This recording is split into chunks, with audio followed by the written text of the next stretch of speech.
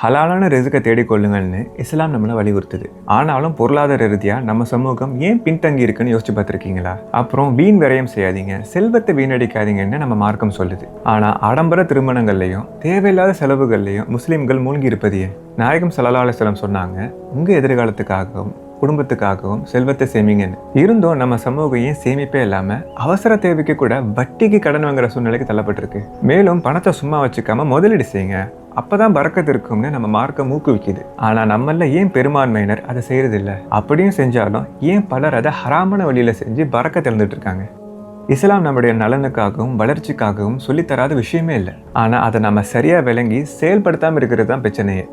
இஸ்லாத்தை பொறுத்த வரைக்கும் அறிவும் செயலும் ரெண்டு கண்ணு மாதிரி. இதைத்தான் இமாம் கசாலி ரஹ்மத்துல்லாஹி அலைஹி அழகா சொன்னாங்க.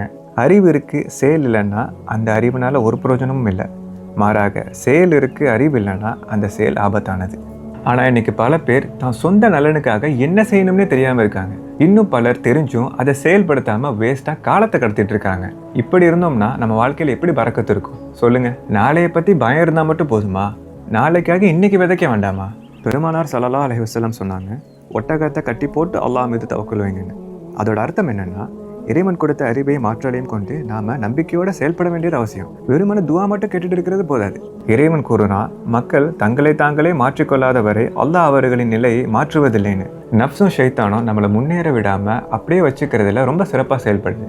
நாம தான் அதை உணராம இருக்கோம். அறியாமையும் பொடுபோக்குத்தனமும் தான் நம்ம சமூகத்தின் இந்த துர்நிலைக்கு காரணம். ஸோ இதிலிருந்து நம்ம மீண்டு வரணும்னா நம்மளுக்கு தேவை ரெண்டு விஷயம்தான்.